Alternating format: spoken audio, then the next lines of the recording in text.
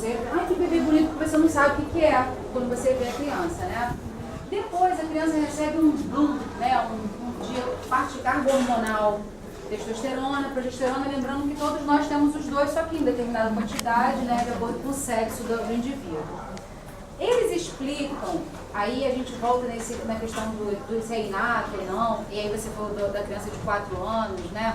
O que eu vejo, assim, eles falam que devido a essa carga hormonal, por isso que eles mostram que isso é orgânico, é do indivíduo ser homossexual por conta dessa carga hormonal que ele recebe nesse período, que está sendo formada a parte sexual dele. Aí você começa, que pequenininho, bonitinho, que você consegue definir. Não existem estudos que isso aí foi pelo livro, sim, né? Por isso que acontece. Como eu não tenho uma base, eu falo para você assim, a gente tem alunos, Leonardo está aqui para contar, que uma aluna que foi contar isso em casa, a garota se jogou daquele viaduto de São Pedro, e eu falo pelo meu irmão que é homossexual e por vários primos que eu tenho que são homossexuais, e alunos que eu vejo, né, a situação que ela falou dos 4 anos, aí você vê a criança que não tem nenhuma maturidade, nenhuma vivência, já mostrando um comportamento, né, diferenciado. Aí, eu relato isso em sala de aula, por isso que eu estou aqui para tirar essas dúvidas, que eu sempre falo que a parte, desculpa, eu não sabia, né, essa parte que é hormonal, eu sempre propaguei essa mensagem adiante, eu né? Não sei, deixa e aí você fala que é imaginado. Vocês, assim, a experiência que eu tenho dentro do consultório, com pais, enfim, com famílias, é sempre a mesma história. Assim. É uma preocupação de eu tentar compreender especificamente o que é isso. Gente, por que essa dificuldade de querer entender o que é isso? E isso por que essa porra do que é isso com letra maiúscula? Essa necessidade talvez não seja nossa de professora. Desculpa, mas a gente tem, os alunos, eles cobram isso da gente. Não cobra não. Eles Desculpa, sabe assim, por quê? os outros alunos, quando a gente está nesse debate, eu sou professora também de sociologia, e aí eles ficam, e aí professora, e eu sigo o erro dela, olha só, isso jamais, quando a mudança da orientação por opção, que eu não escolho, e eu tenho que ter um argumento para que os outros aceitem isso como uma coisa normal e desconstruir essa aberração, essa promiscuidade, esta opção que eu escolhi, eu cometo o mesmo erro dela, né? Isso é uma coisa que você não escolhe, eu não escolhi ser desta maneira, mudando já a questão da nomenclatura, que é importante, da opção por orientação, e os outros alunos, eles sempre estão nos questionando para mudar esses paradigmas que eles trazem lá de dentro de casa, né? Do preconceito, da discriminação, porque quer, e todas as outras coisas que vêm com a questão da diversidade. Então, os outros alunos, dentro de sala de aula, eles sempre estão perguntando para a gente, professor. Uma das perguntas que eu mais ouço é, quando foi que você se tornou travesti? Quando foi que você, né? E aí a pergunta que eu retorno é, quando foi que você se entendeu como mulher? Quando foi que você se entendeu como homem? Porque nós estamos falando de perguntas retóricas. A gente está falando de perguntas que são feitas para o outro sem a devida atenção da escuta. Eu preciso escutar o que eu falo. Eu não quero... existe uma tendência de tentar responder o que está sendo dito. Às vezes eu não quero sua resposta. Eu quero que você ouça o que eu estou falando.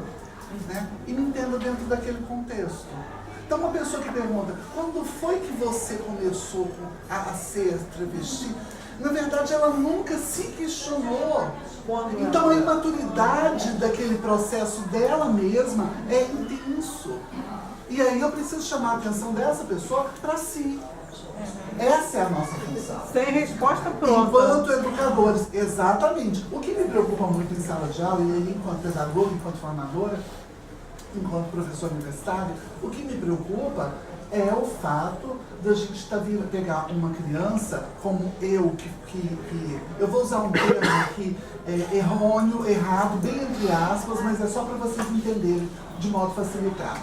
Eu que nasci, por exemplo, estou falando nasci e sou, mas não entendo dessa forma, tudo entre aspas.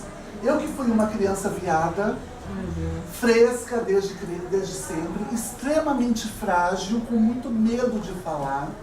Então eu falava sempre muito baixinho.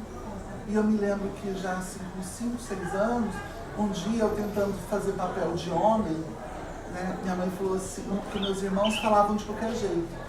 E eu não falava de qualquer jeito. Eu tinha mais uma polidez. E um dia eu tentei fazer papel de homem. Minha mãe me chamou e ela falou assim, chamou o nome. Aí eu fui e falei, em vez de falar senhora, mãe, como eu sempre fazia, eu falei, vou responder igual ao meu irmão.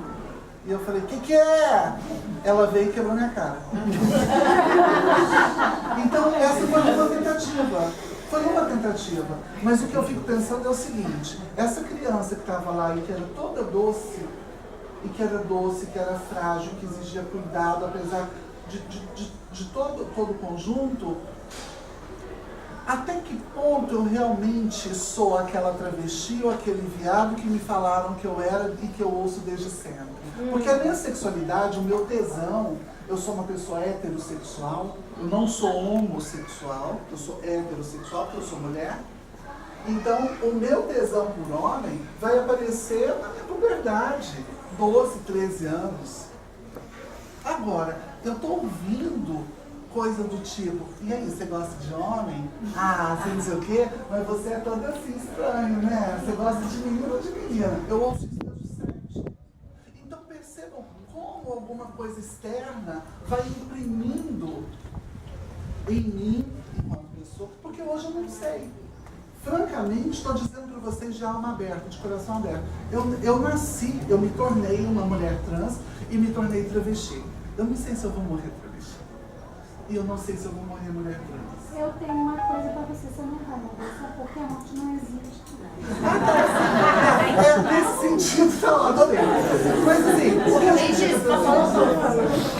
tem uma questão, né, na psicologia, e é uma coisa que eu sempre bati com os meus alunos, que para a gente psicólogo, existe uma demanda o tempo inteiro dos clientes. Eu chamo cliente porque para a gente que é psicoterapeuta, a gente chama de paciente, que é uma coisa passiva. É sempre cliente. Que é demanda. E para a gente também, educador, é sempre uma demanda, quando não é dos pais, são dos alunos. Então, assim, comecem a prestar muita atenção nisso, porque a demanda é muito grande, por isso que a gente se esgota muito como educador. A gente não se esgota como somente educador, não. Mas é uma demanda de o que a gente faz com eles. É a resposta. Ai, olha só, eu estou precisando de ajuda. Então a gente sempre está ajudando a Deus e o mundo. Então, assim, toma muito cuidado com essa questão de demanda, porque eu não tenho que ficar dando resposta. Até como educador, porque como educador eu tenho que trocar. Porque a gente ganha 2 vezes. A gente ganha um salário, desculpa, de merda. Né? Ajuda de custo. Mas a gente ganha uma coisa que é muito legal, né? Eu acho que quando a gente é um bom educador, a gente troca muito. Porque agora eu retomando, Carlos, eu acredito nisso, que dá uma ênfase muito grande à questão sexual, até porque pela sociedade normativa. Então, sempre julgar aquele que de alguma forma se apresenta diferente. Mas esses votos, uma coisa que me chama a atenção também, no movimento LGBT, porque novas siglas vão surgindo, LGBTQ+, isso, e aí a gente se perde nesse contexto também. Aí eu queria entender um pouco isso, assim, porque novas descobertas vão surgindo, por isso novas siglas, não. O que seria? Porque ao mesmo tempo que a gente pode dos votos, existe também essa rotulação. Na verdade, o que a gente usa hoje, a nível de legislação, é LGBT e em função de uma nova vertente dos intersexuados, das pessoas intersexos que reivindicam. Por que a gente utiliza isso? Porque existe um nicho, existem políticas públicas e movimentos sociais que reivindicam isso. O movimento pode chamar LGBTQIA+, ou além, né? E a gente pode nomear cada uma dessas letras. Mas é importante que a gente entenda. Oficialmente a gente utiliza LGBTI. Por quê? Porque existem movimentos sociais organizados que reivindicam esses espaços. mas existe LGBTQIA+, que seriam gays, lésbicas, bissexuais, transexuais e travestis, queer, intersexo e assexuados, e esse mais seria avaliação tanto de inclusão quanto de reforço ou de suporte a soropositivos. Mas não é uma forma estruturada colocada. O que a gente sabe